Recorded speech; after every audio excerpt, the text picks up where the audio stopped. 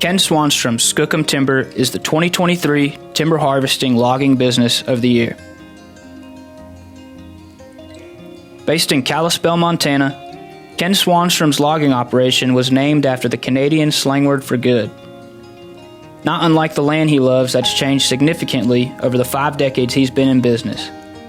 But one thing has remained true. The well-loved Kenny has not lost focus on the thing that has driven all of his business decisions. He loves the land. Plain and simple, he has done right by the land, even when it was not popular or the way to fast cash. And he's always left the woods better off than before he rolled machinery in.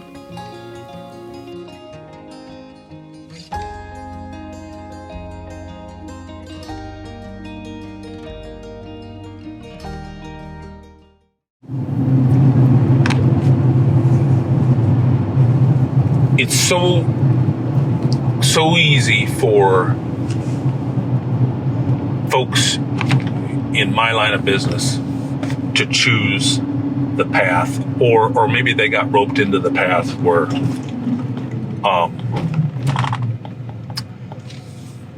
they need that new home, or they need that cabin on the lake with the 80-inch big screen TV, and they went the hard cut route versus the stewardship route.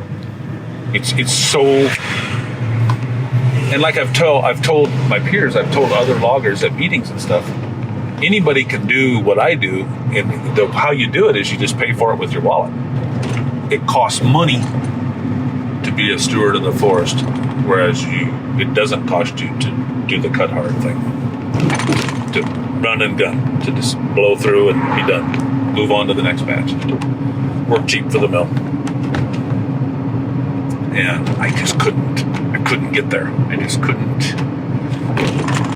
Tried to bring it up some notches, you know.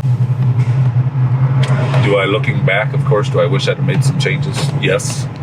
But I would probably say that not being a steward of the forest wouldn't have changed. While it might not be popular to some, doing right by the land will always be how Swanstrom operates.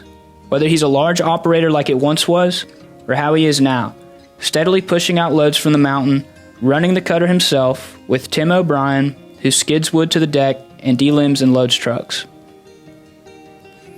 He plans next year to work at the fires, spending the winter converting one of his skidders into a skidgen. A skidder with a water tank on the back, the skidgen will be more valuable than just a log skidder sitting at Swanstrom's shop, as the federal government pays well when machines are working fires.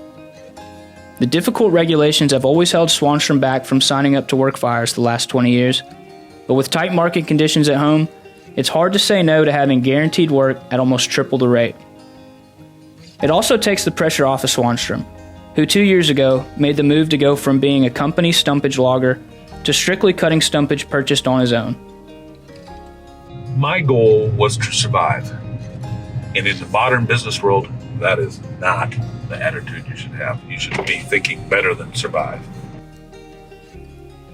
The choice to work the fires will allow Swanstrom to plot his next move as he continues to focus on working both public and private tracts, leaving no tree unnecessarily scabbed as he always has, even now as he stares down the barrel of retirement. And now, stewardship just isn't that big of a deal to them people, like it once was. By choosing to go the stewardship route, he's been able to win bids on private tracts he didn't even know about.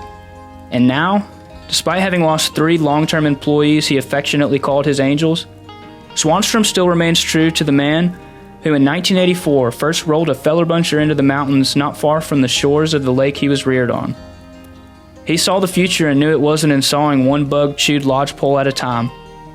He made the move into mechanized felling, which made it easier to hunt for work, and being able to buy stands of green lodgepole pine before the bugs. Though bringing machines onto his mountain meant the work would be slower. But it means that the land will always be there for everyone, even those gazillionaires moving in and building mega mansions to enjoy.